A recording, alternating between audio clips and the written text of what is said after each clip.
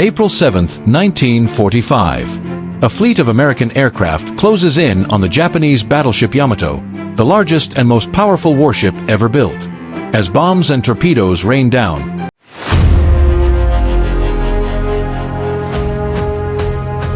the once mighty symbol of Imperial Japan's naval dominance is reduced to a fiery wreck.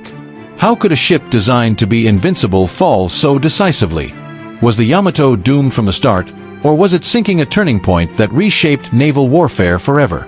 This is the story of the Yamato, a tale of ambition, sacrifice, and lessons learned in the final days of World War II. The Yamato wasn't just a battleship, it was a statement. Built to embody the spirit of Japan's naval supremacy, its towering 18.1-inch guns and reinforced armor were unmatched. Yet, in a single day, this masterpiece of engineering was sent to the ocean floor. Today, we'll explore the rise and fall of the Yamato, the strategy behind its final mission, and the broader lessons it teaches us about war, technology, and human ambition. Launched in 1940, the Yamato was a marvel of naval engineering. At 72,000 tons when fully loaded and measuring over 860 feet long, it dwarfed every other battleship of its time. Its designers envisioned it as the ultimate weapon to secure Japan's dominance in the Pacific. Equipped with 9 18.1-inch guns capable of firing shells over 25 miles, the Yamato was meant to strike fear into the hearts of its enemies. But beneath its grandeur lay a harsh reality. The Yamato's massive size and firepower came at a cost. Its sheer scale made it slow and unwieldy, while its reliance on heavy armor reflected an outdated belief in battleship supremacy. As aircraft carriers emerged as the new power of naval warfare, the Yamato found itself increasingly outmatched in a changing battlefield. When the Yamato was conceived, battleships were the kings of the sea. But by the early 1940s, a new contender had emerged, the aircraft carrier. The Battle of Midway in 1942 marked a decisive shift, proving that naval air power could dominate even the largest ships. Japan's reliance on battleships like the Yamato quickly became a liability in a theater increasingly ruled by planes. For the Yamato, this shift in strategy meant a future of limited utility. It was too slow to keep up with fast-moving carrier fleets, and its massive guns were ill-suited for anti-aircraft defense. As American forces gained control of the Pacific, the Yamato's role became less about victory and more about symbolism. An icon of resistance as Japan faced mounting defeats. As Allied forces prepared to invade Okinawa, the Japanese High Command launched Operation Tengo, a desperate plan to strike a decisive blow. The Yamato, escorted by a small fleet of destroyers, was ordered to sail to Okinawa and engage the American fleet. It was a one-way mission. The Yamato carried only enough fuel for the journey there, with no plans for return. The mission was as much about morale as strategy. The Yamato's crew knew the odds were against them, yet they embraced their role as symbols of sacrifice. On April 6, 1945, the Yamato set sail for its final journey, a mission destined to end in tragedy. On the morning of April 7, 1945, American reconnaissance planes spotted the Yamato and its escort fleet. What followed was one of the most intense aerial assaults of World War II. Hundreds of American aircraft swarmed the Yamato, dropping bombs and torpedoes in coordinated waves. Despite the ship's formidable anti-aircraft defenses, the sheer number of attackers proved overwhelming. The Yamato's crew fought valiantly, but with each hit, the mighty battleship began to falter. Fires erupted on deck, smoke billowed into the sky, and the once invincible vessel was transformed into a chaotic inferno. It was clear that the Yamato's fate was sealed. As the attack continued, torpedoes struck the Yamato's port side, causing catastrophic flooding.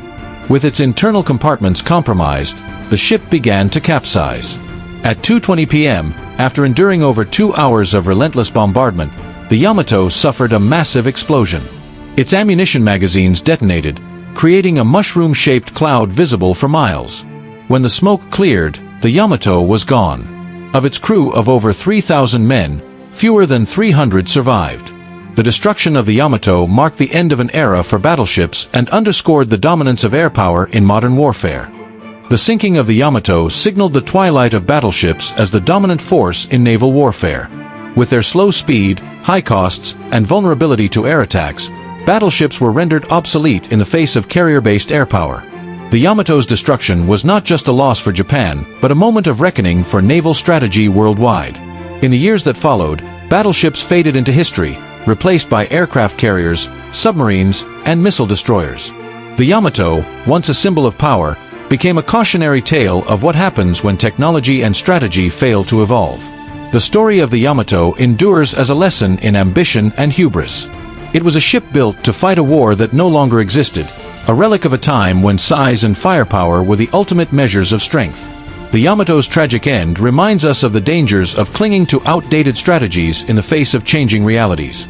Today, the Yamato symbolizes both the heights of human engineering and the cost of failing to adapt.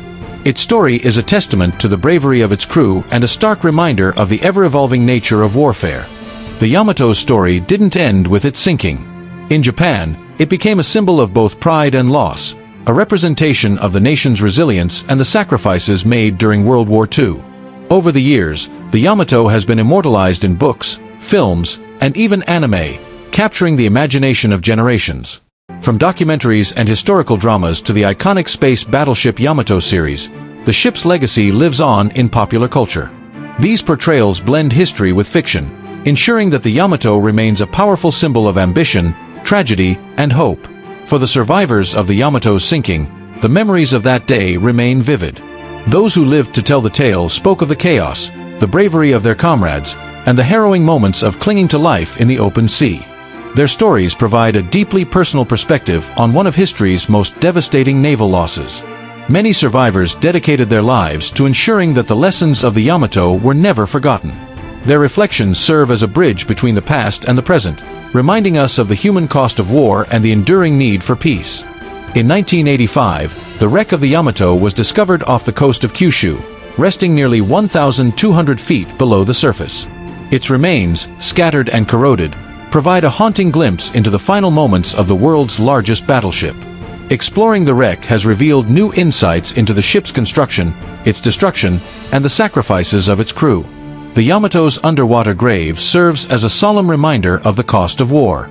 It is both a historical artifact and a symbol of peace, its story preserved beneath the waves for future generations to uncover and understand. The sinking of the Yamato offers profound lessons that resonate far beyond its time. It is a story of ambition and hubris, of innovation that failed to adapt to a changing world. It reminds us of the cost of war, not just in lives lost, but in resources and opportunities sacrificed to conflict. Today, the Yamato stands as a symbol of resilience and reflection. It teaches us to honor those who serve, to question the strategies we pursue, and to strive for a future where such sacrifices are no longer necessary. The Yamato may be gone, but its lessons endure, carried forward by those who remember its story. Thanks for watching, and subscribe my channel.